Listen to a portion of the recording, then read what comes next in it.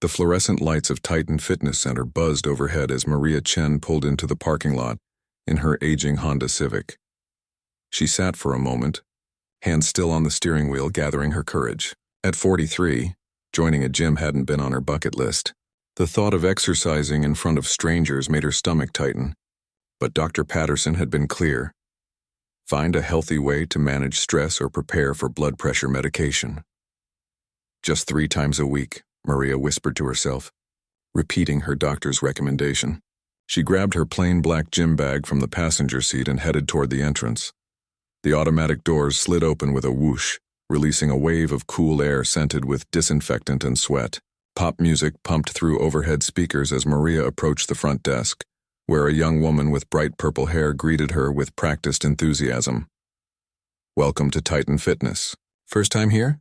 Maria nodded, feeling out of place in her loose-fitting tracksuit and old sneakers. "I signed up online yesterday."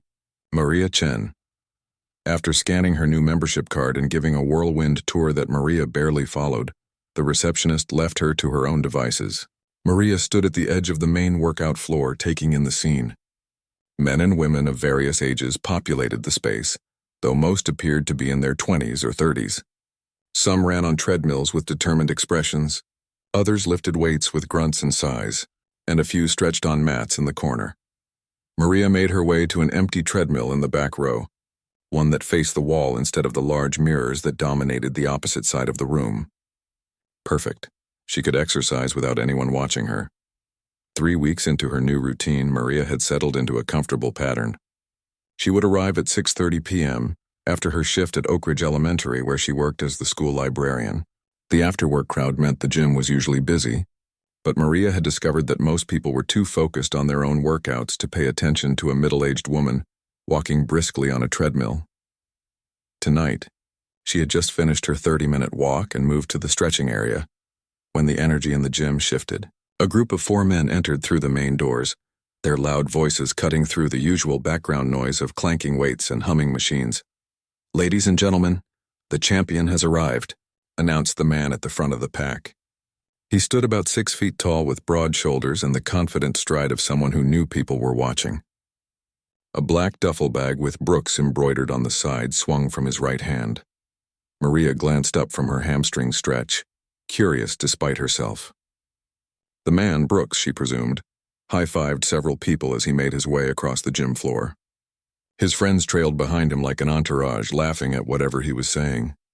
"Tyler's back," Maria overheard a woman on the mat next to her say to her workout partner. "Guess he's going to be even more unbearable now that he's got that black belt." 3 years of training and he acts like he's the next UFC champion, her friend replied with an eye roll. "I feel sorry for whoever has to spar with him tonight." Maria returned to her stretching, trying to become invisible.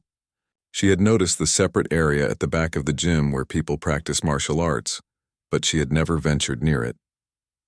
Her goal was simple: walk on the treadmill, do some basic strength exercises with the lightest possible weights, stretch, and leave. No complications. Tyler Brooks hadn't always been this way. Growing up as the middle child in a household of 5 kids, he'd learned early that sometimes you had to make noise to be noticed. His natural athletic ability had earned him spots on various sports teams throughout high school, but he had never quite reached star status. After bouncing between community college and odd jobs, he'd found his calling at 25 when a friend invited him to try mixed martial arts. For Tyler, walking into Westside MMA 3 years ago had been like coming home. The discipline, the clear hierarchy, the measurable progress, it all clicked. He'd thrown himself into training with remarkable dedication, progressing through the belts of Brazilian Jiu-Jitsu faster than most. 2 weeks ago, his instructor had surprised him by awarding him his black belt after his victory at the regional tournament. The black belt changed something in Tyler. What had been healthy confidence morphed into something closer to arrogance. The respect he'd earned through hard work was now something he expected automatically. His training partners at Westside had begun finding reasons to pair up with others before he arrived. That's why Tyler had started coming to Titan Fitness. Here people knew of his accomplishments but weren't tired of hearing about them yet. Here he could be the big fish in a small pond. "You guys should have seen the look on Rodriguez's face when I locked in that rear naked choke," Tyler was saying as he dropped his bag near the mat area. Man thought he had me with that sweep, but I was 3 steps ahead. His friends nodded appreciatively, though one checked his phone with a slightly bored expression. They'd heard variations of this story several times since the tournament. "Brooks, good to see you, man." The evening instructor at Titan, a stocky man named Raj, approached with an outstretched hand. "Ready to show these beginners how it's done tonight?" Tyler grinned, slapping Raj's hand and pulling him in for a quick bro hug. "You know it. Got any worthy opponents for me today?" Raj laughed. "It's an open mat tonight. Mostly white and blue belts, but Chen is here. He's a solid purple." "Better than nothing," Tyler said with a shrug. As Tyler changed into his GI, the traditional white uniform used in Brazilian Jiu-Jitsu, he scanned the gym with the satisfaction of someone who felt at the top of their game. His gaze passed over Maria as if she were part of the furniture, just another middle-aged person trying to stave off the inevitable decline of age. Little did he know that Maria was more than she appeared. Much more. Maria finished her stretching routine and gathered her things, preparing to head to the locker room. Her muscles felt good, looser than they had in the morning when she'd woken with a stiff back after reshelving books for hours the previous day. The children at Oak Ridge loved to read, which was wonderful for a librarian, but keeping the shelves organized was a never-ending battle. As she rolled up her mat, Maria's eyes drifted to the martial arts area where Tyler was now warming up with exaggerated movements, his black belt tied conspicuously tight around his waist. Something about his demeanor tugged at a long-buried part of her, a part she had locked away 15 years ago, along with her judo GIs and tournament medals. Maria Chen had not always been a quiet school librarian with high blood pressure and a fondness for historical fiction. Once she had been known as Maria the Silence Takahashi, a name that had struck both respect and fear into her opponents on the national judo circuit. Her technique had been described as water, flowing, adaptable, and devastatingly effective. Unlike many competitors who grunted and shouted through matches, Maria had been eerily quiet, her focus absolute, her movements precise. 3 national championships and numerous international medals had decorated her career before she'd walked away at 28 to marry David Chen and start a family. Their daughter Lily, now 14, had no idea about her mother's athletic past, and David rarely mentioned it. After his death from cancer 5 years ago, Maria had folded that part of her history even more deeply into herself, focusing entirely on creating stability for Lily. Now, watching Tyler's performative confidence, Maria felt a flicker of something she hadn't experienced in years. Not quite annoyance, not quite amusement, but a distant cousin to both. "Excuse me," said a voice, startling Maria from her thoughts. A young woman with a nervous smile stood nearby, gesturing to the space where Maria's water bottle sat. "Could I just grab my phone? I think I left it under your mat." "Oh, of course." Maria moved aside, embarrassed to have been caught staring at the martial arts section. As the woman retrieved her phone, Maria quickly gathered her belongings and headed toward the locker room, pushing thoughts of her former life aside. Tomorrow would be another ordinary day, helping children find adventure in books, eating lunch at her desk, calling Lily between classes to check in, and then coming back to the gym for another session on the treadmill. Simple, predictable, safe. But as Maria changed in the locker room, she couldn't help but hear the growing volume of Tyler's voice from the gym floor. Something about the way confidence had twisted into arrogance reminded her of opponents she had faced long ago, the ones who had underestimated her because of her size or her gender or her quietness. Those opponents had learned their lessons on the mat, the hard way. Maria zipped up her jacket and shook her head slightly, dispelling the thought. That was another life. She was here to walk on the treadmill and lower her blood pressure, nothing more. She had promised Lily stability, not spectacle. With her gym bag over her shoulder, Maria headed for the exit, passing the martial arts area on her way out. She didn't look over, didn't need to see Tyler Brooks showing off for his increasingly bored-looking friends.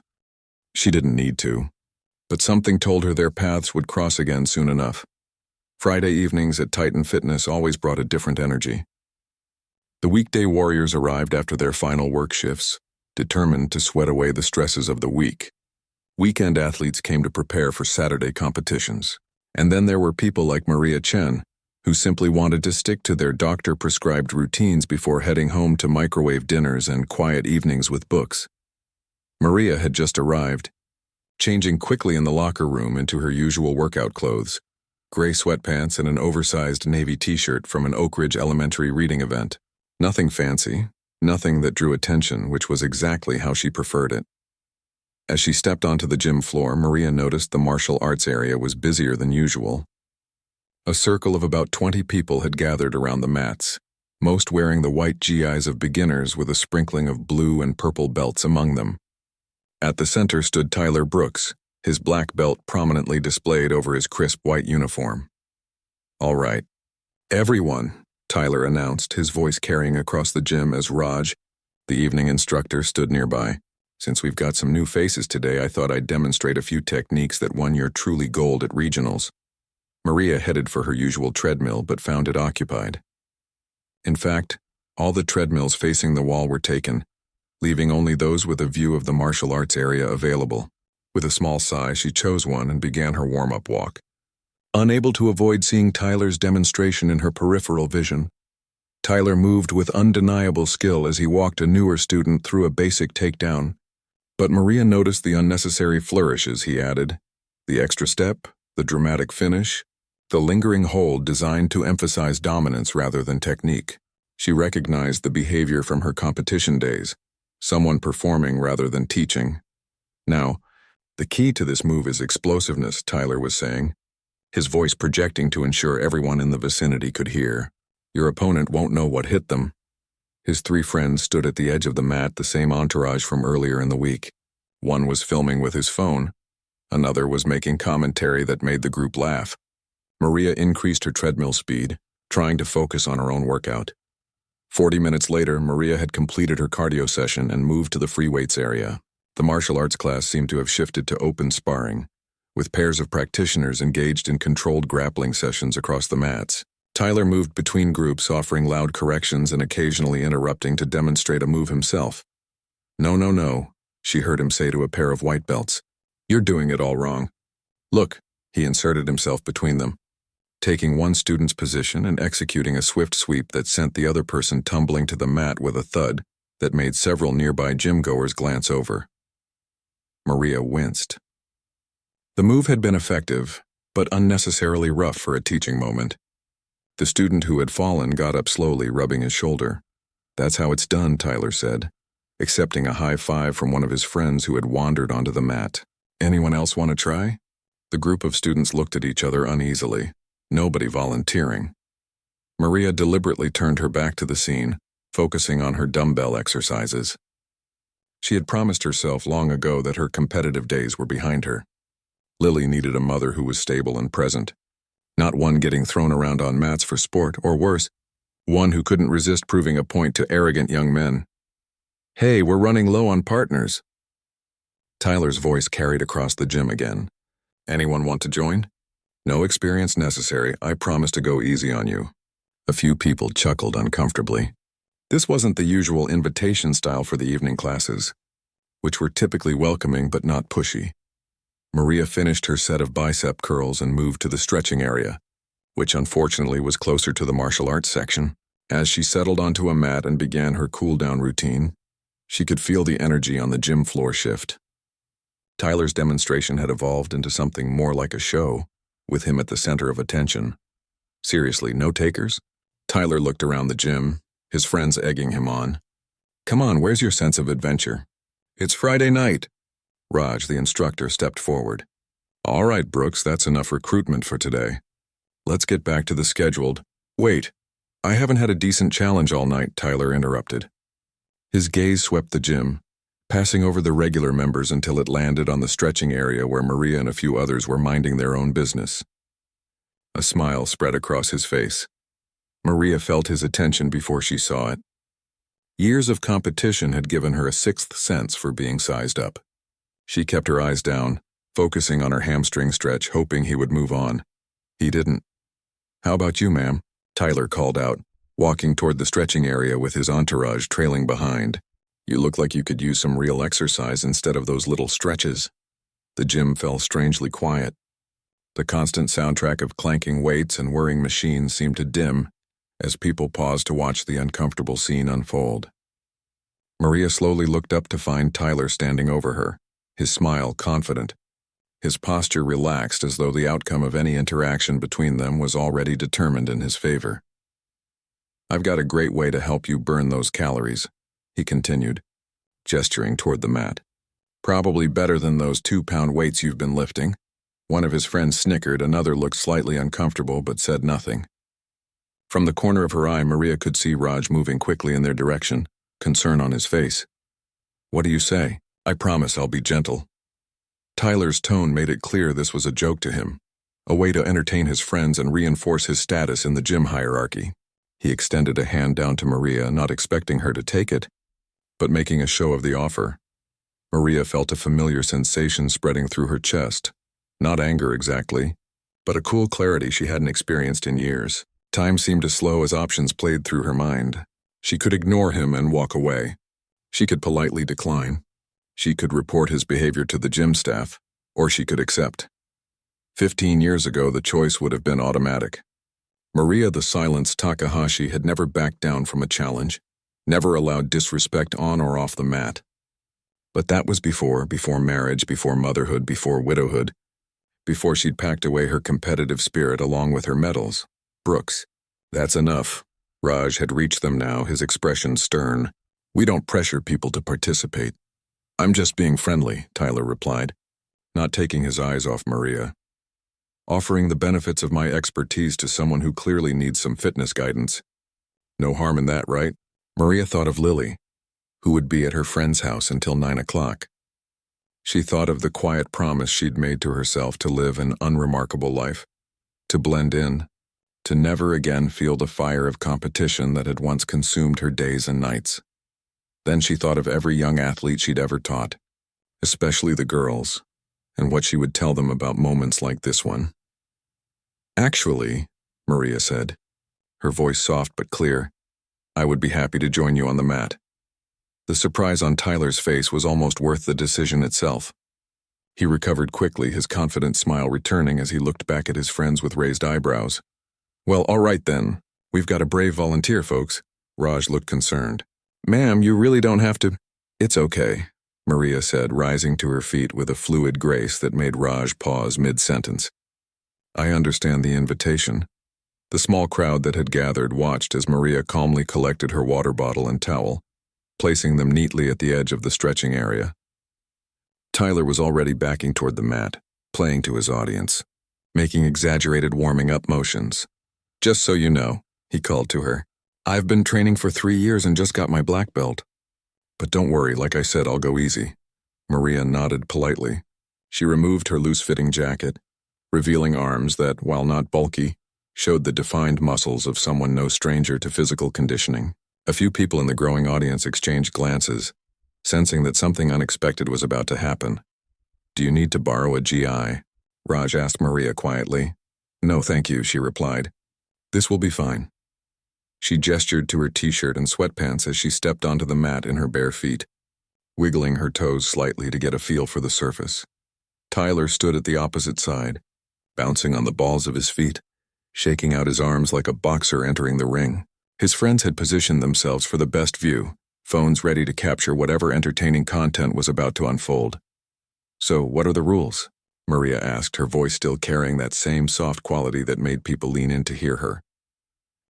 The question seemed to throw Tyler momentarily. He hadn't expected her to know there should be rules.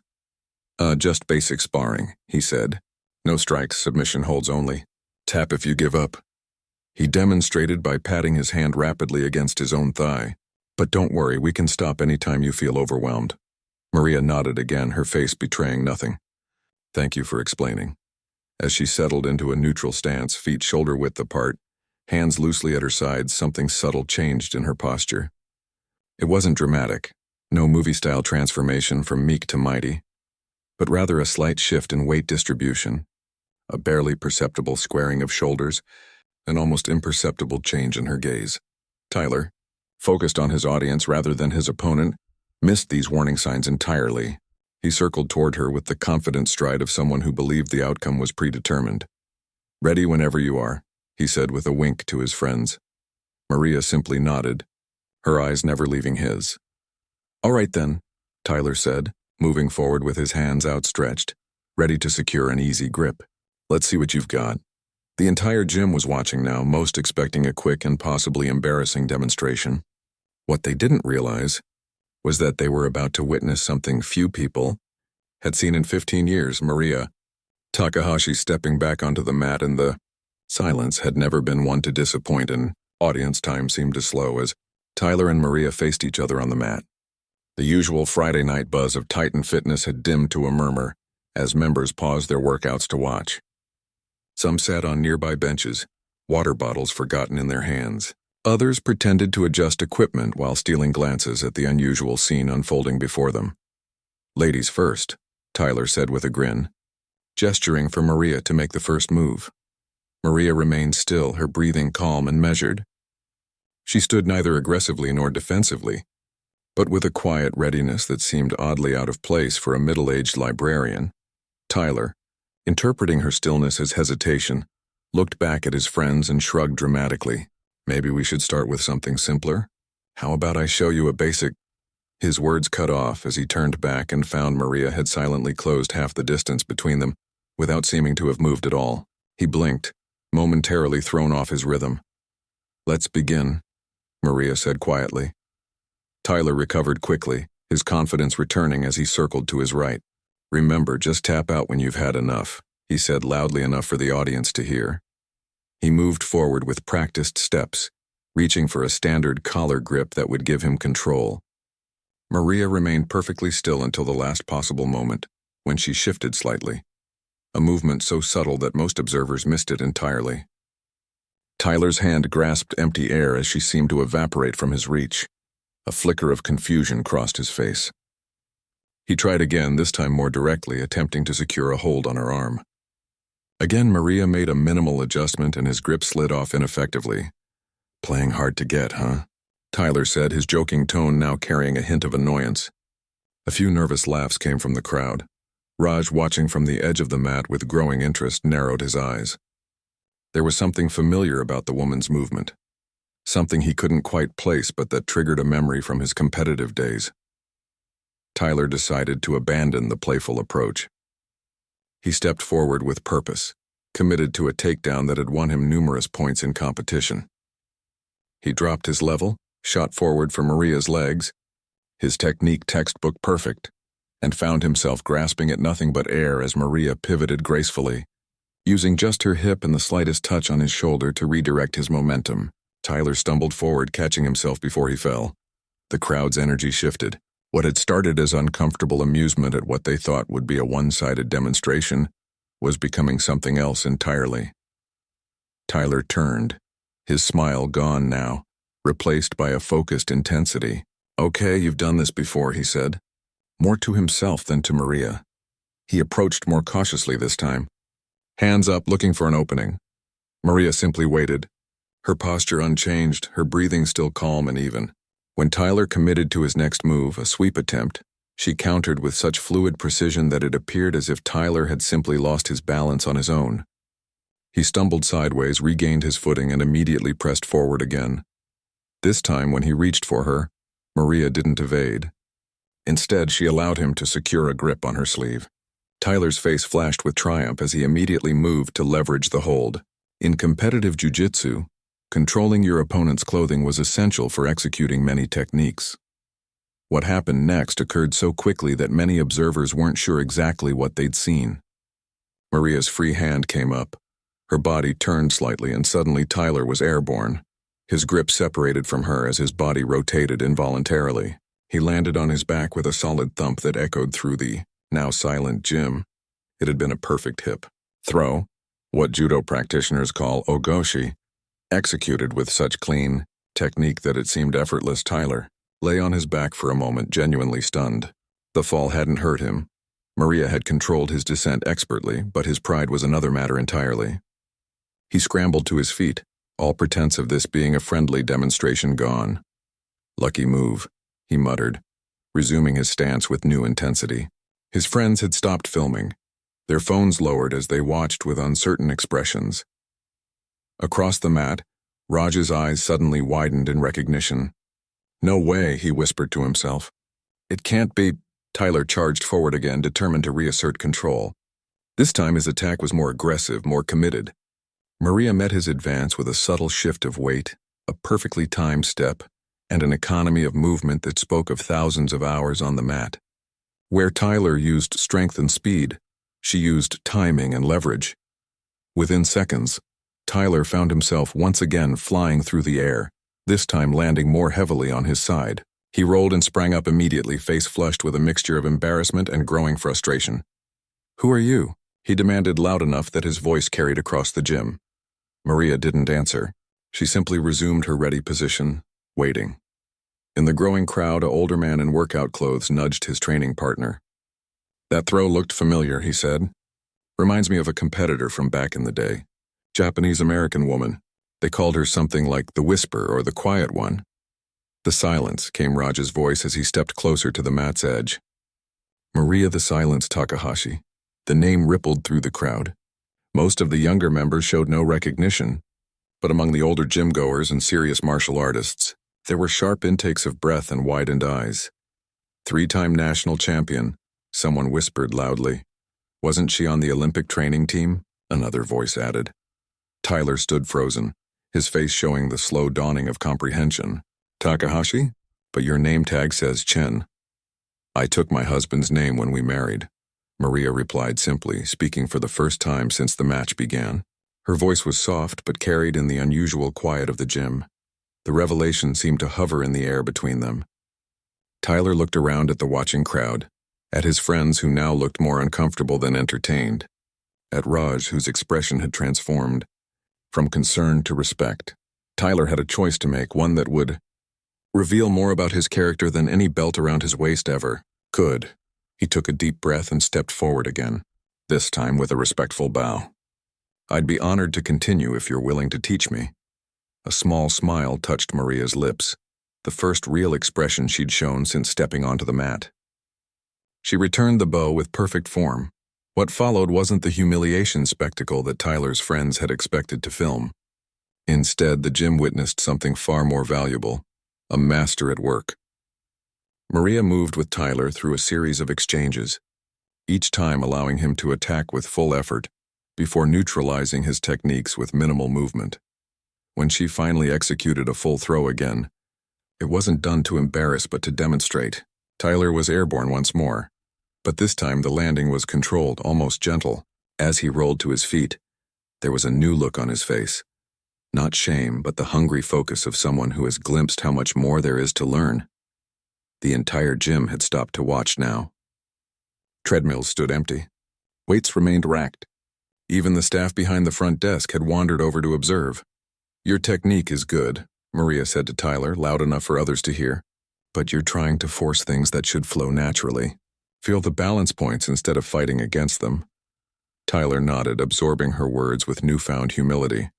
She demonstrated a grip adjustment, showing how a slight change in hand position could make a technique more effective with less effort. Tyler mirrored her movements, his usual showmanship replaced by genuine concentration. The Japanese concept of seiryoku zenyo, maximum efficiency with minimum effort, is the heart of judo, Maria explained, her passion for the art form evident in her voice. "It's not about being stronger. It's about being smarter with the strength you have." A small circle of practitioners had inched closer, drawn by the impromptu masterclass. "May I?" asked an older blue belt, gesturing to join them on the mat. Maria nodded, and soon several students had formed a semicircle, watching intently as she broke down movements that most had been performing for years but never fully understood. "The same principles apply whether you're doing judo, jiu-jitsu, or facing challenges off the mat," Maria said. "Use what's given to you. Redirect rather than resist. Find balance in imbalance." As she demonstrated concepts that had taken her decades to master, Maria felt something she hadn't experienced in years. The joy of sharing knowledge, of seeing understanding dawn in someone else's eyes. It was the same satisfaction she found helping children discover the perfect book, but with a physical dimension that awakened long dormant parts of herself. Tyler watched her with undisguised admiration, his earlier arrogance replaced by the authentic hunger of a true student. "Would you show that grip break one more time?" he asked, the respect in his voice genuine. As Maria stepped forward to demonstrate, she caught sight of her reflection in the gym's wall of mirrors. For a brief moment, she saw not just the librarian she had become, but also the champion she had been. Perhaps the two weren't as separate as she had believed all these years. First, you need to understand your opponent's intention, Maria began, settling into the familiar rhythm of teaching. Before you can redirect their energy, you need to recognize where it's flowing. All around her, heads nodded in concentration. And in that moment, standing in the center of a group eager to learn, Maria realized that stepping back onto the mat didn't mean abandoning the life she'd built. It meant making it more complete. Word spread quickly through Titan Fitness Center. By the time Maria had finished her impromptu teaching session, members who had left for the evening were returning, gym bags still slung over their shoulders, having received urgent texts from friends. "You won't believe what's happening, and get back here now," messages had drawn a crowd that spilled beyond the mat area. Maria noticed the growing audience but kept her focus on the small group of practitioners who had joined her and Tyler on the mat. For nearly 40 minutes, she had broken down techniques, corrected grips, and explained concepts that many had struggled with for years. Her voice remained soft, but there was a clarity and authority to her words that commanded attention. "Remember," she told a purple belt who had asked about a particularly difficult transition, "it's not about fighting strength with strength. It's about finding the path of least resistance." As the impromptu class wound down, gym members began to approach with questions and comments. Some of the older martial artists shared memories of watching her compete years ago. Younger members looked her up on their phones, eyes widening as they scrolled through articles and competition footage from before social media existed. "I remember watching you destroy that Russian champion back in 2007, an older man said, his eyes bright with the memory. "Nobody thought you had a chance against her, but you made it look easy."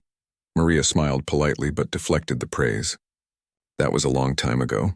Tyler stood nearby, unusually quiet. The transformation in his demeanor was remarkable. Gone was the performative swagger, replaced by thoughtful observation.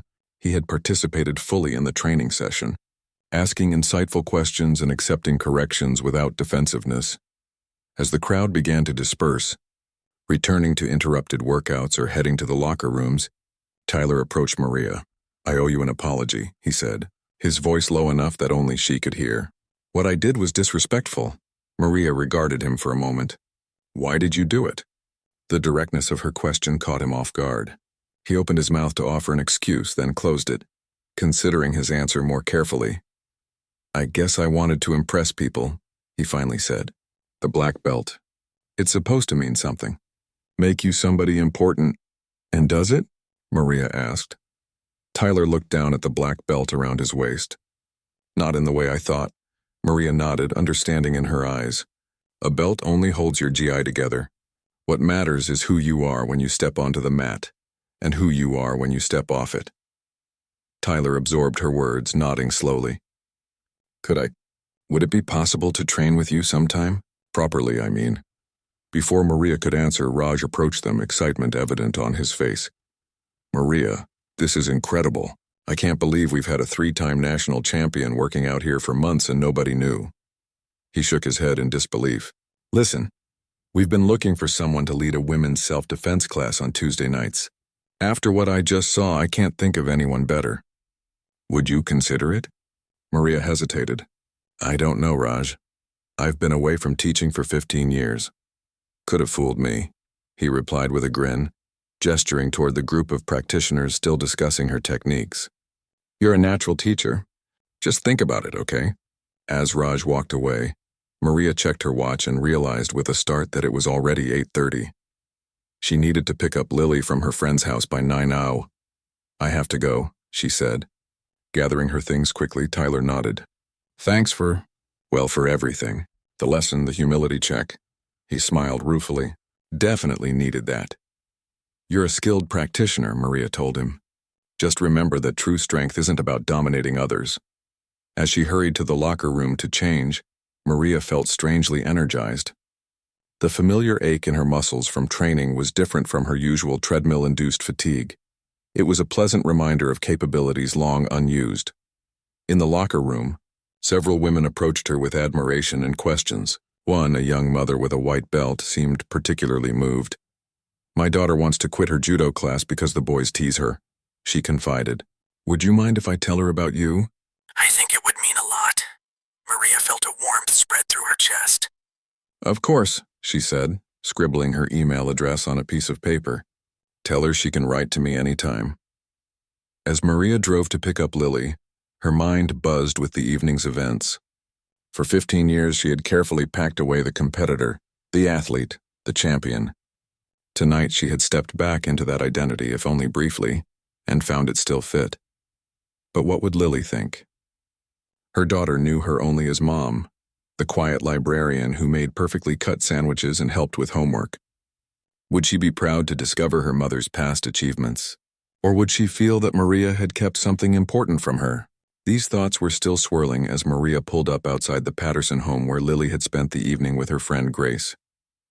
She texted Lily that she was outside, and within moments her daughter bounded down the front steps, her dark ponytail bouncing with each step. "Hey, Mom," Lily said as she slid into the passenger seat. "You're later than usual. Did something happen?" Maria looked at her daughter, 14 years old and already showing the quiet determination that had been Maria's own hallmark. "Actually, yes. Something interesting happened at the gym tonight." As they drove home, Maria shared a simplified version of the evening's events. Lily listened with growing amazement. "Wait," she interrupted. "You were a judo champion? Like, for real?" Maria nodded, glancing away from the road briefly to gauge her daughter's reaction. "That is the coolest thing ever," Lily exclaimed. "Why didn't you ever tell me? Do you have medals? Can you show me some moves? Does Dad know?" She stopped abruptly, the mention of her father bringing a momentary shadow. "Your father knew," Maria said gently. "He used to come to all my competitions before you were born. He was my biggest supporter. So why did you stop? And why keep it a secret?" Maria considered the question as they turned onto their street. "I didn't exactly keep it a secret. It just became part of my past. When you were born, my priorities changed. And after Dad died..." She trailed off. "You thought you had to be just one thing for me," Lily said with surprising insight. "Just Mom." Maria parked in their driveway and turned to face her daughter. "Something like that." Lily was quiet for a moment, then asked, "Do you miss it? The judo?" "I didn't think I did," Maria answered honestly. "But tonight being on the mat again, yes, I think I've missed it very much." Later that night, after Lily had gone to bed, Maria found herself opening a storage box she hadn't touched in years. Inside were her medals, old competition photos, and several folded GIs. She lifted out a faded photograph, a younger version of herself standing on a podium, gold medal around her neck, David beaming proudly by her side. Her phone pinged with a text message. It was from an unknown number. "This is Tyler from the gym. Raj gave me your number. I wanted to apologize again and say thanks. You changed how I think about martial arts tonight."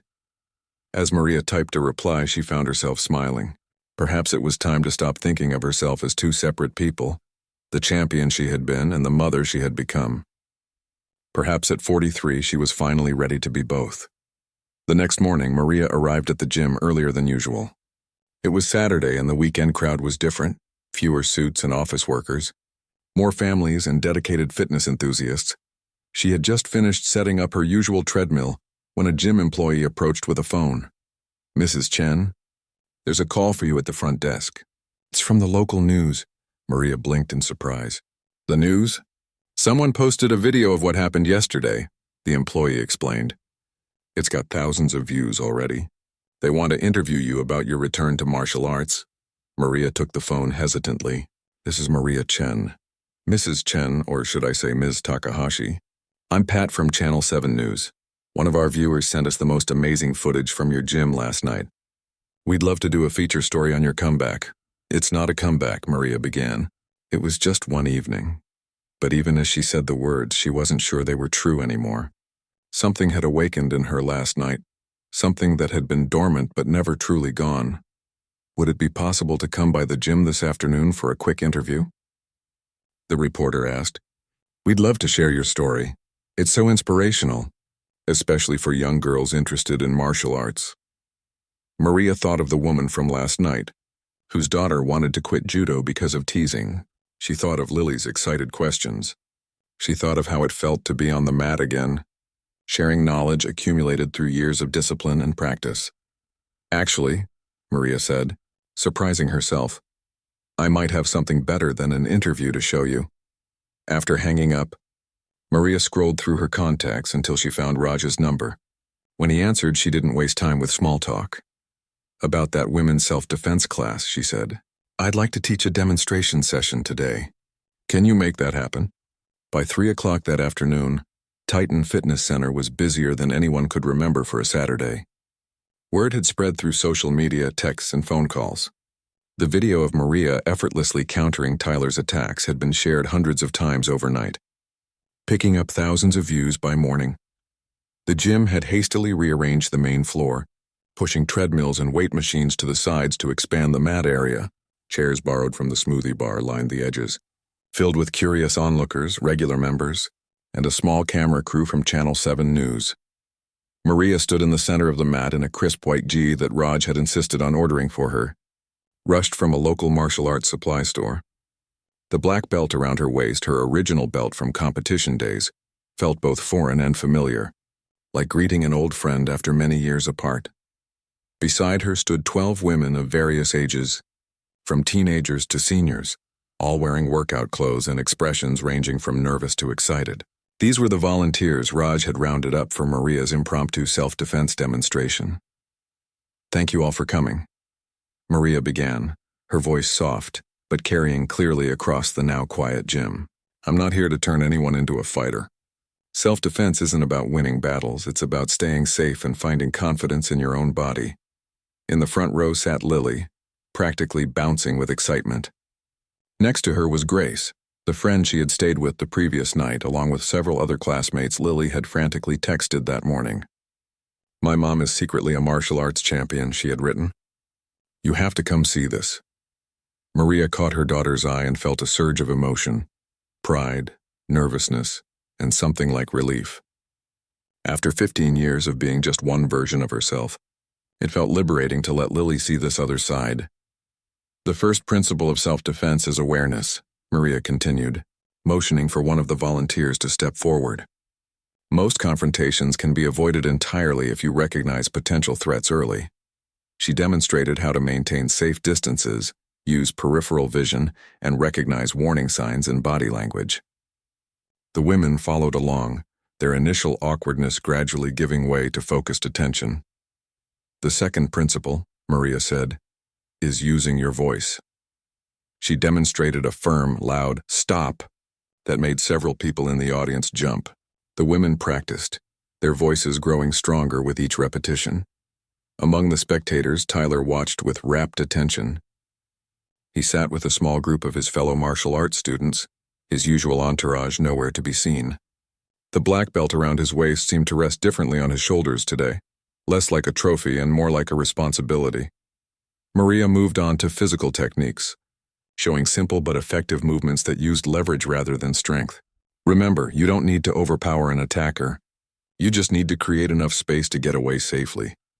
The demonstration continued for nearly an hour. Maria moved among the volunteers, adjusting stances, correcting grips, offering encouragement. Many of the women were surprised at how effective the techniques were when applied correctly, how someone smaller could indeed redirect the energy of someone larger. The news crew captured it all, the reporter's expression growing increasingly impressed as the session progressed. This wasn't the sensationalized, former champion humiliates arrogant instructor story they had come for. It was something better, a story about empowerment, about finding strength at any age, about second chances. As the demonstration wound down, Maria invited questions from the audience. Several hands shot up immediately. Will you be teaching regular classes? A middle-aged woman asked. Maria looked to Raj, who nodded enthusiastically from the sidelines. Yes, she said. Starting next week. Tuesdays and Thursdays. How old were you when you started judo? Asked a teenage girl sitting near Lily. 11, Maria answered with a smile. About 3 years younger than my daughter is now. Lily beamed at being mentioned. Another hand went up, this one belonging to Tyler. The room quieted as he stood. I have a question. he said, his voice carrying none of the bravado from the previous night. Would you be willing to let me assist with your classes? Not as a teacher, he added quickly, but as a training partner. I have a lot to learn. The sincerity in his voice was unmistakable. Maria considered him for a moment before nodding. I think that could work, she said. Everyone needs a good uke. Several of the martial artists in the crowd chuckled at the judo term for a practice partner who receives techniques. As the formal part of the event concluded, people began to approach Maria individually. The news reporter waited patiently for her interview. Gym members asked about class schedules. Several women from the demonstration thanked her personally. Through it all, Maria kept glancing at Lily, who was now surrounded by friends, animatedly recounting details of her mother's competitive history that she had only learned herself the night before. When the crowd finally thinned, Tyler approached Maria again. I want to apologize one more time, he said. Not just for yesterday, but for how I've been acting since getting my black belt. Apology accepted, Maria said. But perhaps you could do something more meaningful than apologize. Anything, Tyler said immediately. Maria gestured toward two young boys watching from the edge of the mat area, maybe 10 or 11 years old. Those boys have been watching you for weeks, looking up to you. Show them what a black belt really means, not through words but through actions. Tyler followed her gaze and nodded slowly. I understand. As he walked toward the boys, Maria was joined by Lily, who had finally broken away from her friends. Mom, you were amazing, she exclaimed, throwing her arms around Maria in a rare public display of affection. Everyone thinks you're so cool. Grace wants to know if you'll teach her some moves, and Kevin said his dad used to watch your competitions. Maria laughed, warmed by her daughter's enthusiasm. It feels good to be back on the mat, she admitted. Lily's expression grew serious for a moment. Do you think Dad would be happy about you teaching again? Maria felt her throat tighten. Your father always said I was at my best when I was sharing what I loved with others. So yes, I think he would be very happy. Raj approached them, clipboard in hand. Maria, we've already got 30 people signed up for your Tuesday class. Think you can handle that many? We'll manage, she said, placing a hand on Lily's shoulder. Actually, I might have an assistant. My daughter has judo in her blood, after all. Lily's eyes widened. Really? You'd teach me? If you want to learn, Maria said. Yes, Lily exclaimed. Then with a playful grin, she added, but what about your blood pressure? Maria laughed. Something tells me Dr. Patterson will approve of this particular form of exercise. As mother and daughter gathered their belongings to leave, Maria spotted Tyler across the gym. He was kneeling at eye level with the two young boys, demonstrating a proper GI grip with patience and care. The flashy, attention-seeking movements were gone, replaced by the measured actions of a genuine teacher. Outside in the parking lot, the late afternoon sun cast long shadows across the pavement. Maria opened the car door for Lily, then paused, looking back at the gym building. 24 hours ago, she had been just Maria Chen, the quiet librarian who walked on treadmills and lifted light weights to keep her blood pressure down. No one had known about Maria the Silence Takahashi, the champion who had once stood on international podiums. Now those two parts of herself were finally beginning to merge into something new, something more complete. Mom? Lily said, breaking into her thoughts. Can we stop by that storage place on the way home? I want to see all your medals and stuff. Sure, Maria said, sliding into the driver's seat. And maybe we can dig out my old training videos. There's one from the 2008 Nationals that you might find interesting. As they pulled out of the parking lot, Maria's phone chimed with a new message. It was from Raj. The news segment is airing tonight at 6. Also got a call from the Regional Judo Association. They're looking for coaches for the Junior Development Program. Told them I know someone perfect for the job. Maria smiled as she handed the phone to Lily to read. 6 months ago, such an opportunity would have seemed impossible. A door firmly closed on a past life. Now it felt like one of many doors opening before her. What are you going to tell him? Lily asked after reading the message. Maria thought for a moment. I'm going to tell him I'll think about it, she said. We need to take things one step at a time. But as they drove home, Maria found herself planning future classes in her head, remembering training exercises she had once excelled at, imagining Lily learning the art that had shaped her own life so profoundly. One step at a time, indeed. But each step now felt purposeful, balanced between her past and her future. At a stoplight, Maria glanced in the rearview mirror. Her reflection showed the same face she had seen every day for years, the face of a mother, a librarian, a widow making her way through life as best she could. But today, she saw something else there too, the quiet confidence of a champion who had found her way back to the mat. The light turned green, and Maria moved forward.